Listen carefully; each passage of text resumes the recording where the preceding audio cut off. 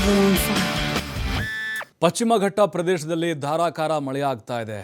Gokak falls ನಿಮಗೆಲ್ಲ ಗೊತ್ತೇ ಇರುತ್ತೆ, ಭಾರತದ ನಯಾಗರ ಫಾಲ್ಸ್ ಅಂತ ಕರೀತಾರೆ ಇದನ್ನು.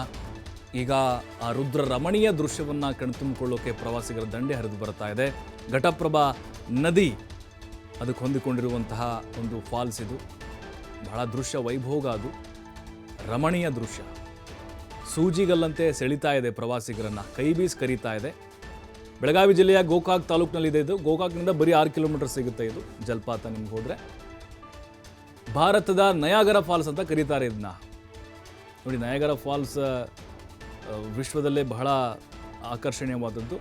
ಅದು ಬಿಟ್ಟರೆ ನಮ್ಮ ಗೋಕಾಕ್ ಫಾಲ್ಸ್ 108 ಅಡಿ ಮೇಲಿಂದ ಜಲಧಾರೆ ಧುಮ್ಮಿಕ್ಕಿ ಬೀಳುತ್ತೆ, ಅಂದರೆ ಹಾಲು ನೊರೆಯಂತೆ. ಜಲಪಾತ ವೀಕ್ಷಣೆಗೆ ಮಹಾರಾಷ್ಟ್ರ, ಕರ್ನಾಟಕದ ಜನತೆ ತಂಡೋಪತಂಡವಾಗಿ ಆಗಮಿಸ್ತಾ ಇದ್ದಾರೆ. ಪ್ರವಾಸೋದ್ಯಮ ಇಲಾಖೆಯಿಂದ ಭದ್ರತೆಗೆ ಸಿಬ್ಬಂದಿಗಳನ್ನು ನಿಯೋಜನೆ ಮಾಡಿದ್ದಾರೆ. ಪ್ರವಾಸಿಗರ ಸೆಲ್ಫಿ ಹುಚ್ಚಾಟಕ್ಕೆ ಬ್ರೇಕ್ ಹಾಕಿದೆ ಜಿಲ್ಲಾಡಳಿತ. ನೋಡಿ, ನೀರು ಹೆಂಗೆ ಧುಮ್ಮಿಕ್ತಾ ಇದೆ, ಹಾಲು ನೊರೆ. ಅದು 180 ಅಡಿ ಅಷ್ಟು ಮೇಲಿಂದ ನೀರು ಬೀಳ್ತಾ ಇದೆ.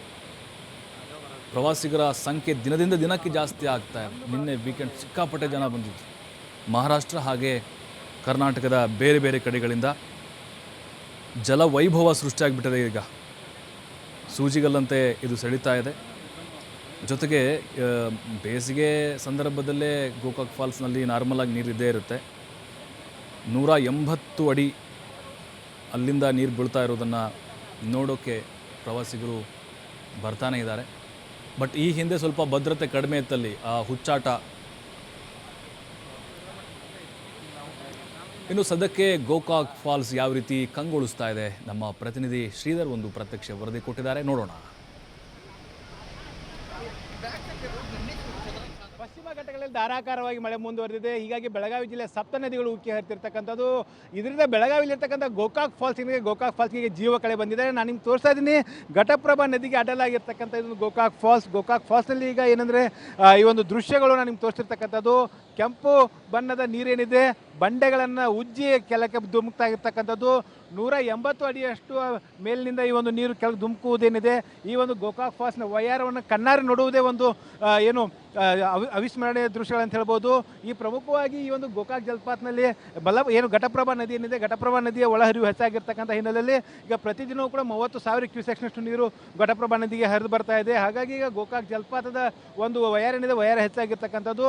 ಇದು ಕರ್ನಾಟಕದ 2ನೇ ಅತಿ ದೊಡ್ಡ ಜಲಪಾತ. ಈ ಒಂದು ಜಲಪಾತವನ್ನು ಕರ್ನಾಟಕದ ಅಥವಾ ಭಾರತದ ನಯನಗರಿ ಎಂದೇ ಇದನ್ನು ಕರೆಯಲಾಗುತ್ತೆ.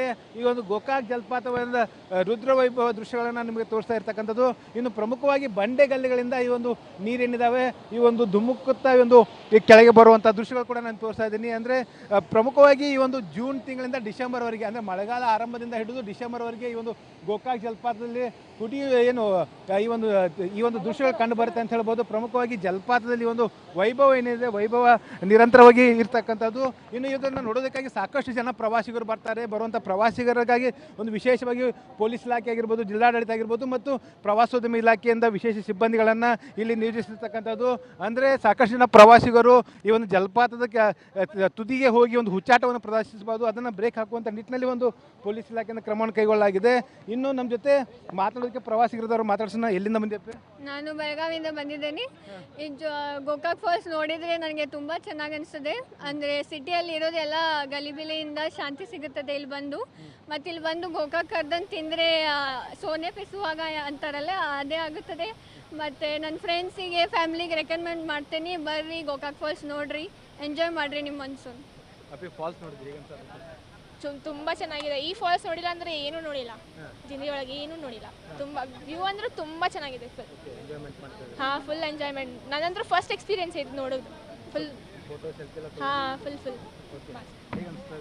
ಭಾಳ ಚಲೋ ಅನ್ಸತ್ತೈತಿ. ಮತ್ತು ಇಲ್ಲಿ ನೋಡಿ ಫೋಟೋಸ್ ಅಂದ್ರೆ ಮಸ್ಟ್ ವಾಚ್ ಐತಿ. ಫೋಟೋಸ್ ಬೇಕು, ವಿಡಿಯೋಸ್ ಬೇಕು, ಇನ್ಸ್ಟಾ ಮೇಲೆ ರೀಲ್ಸ್ ಮಾಡೋದು ಎಲ್ಲ ಹಿಂಗೆ ಮಸ್ಟ್ ಐತಿ.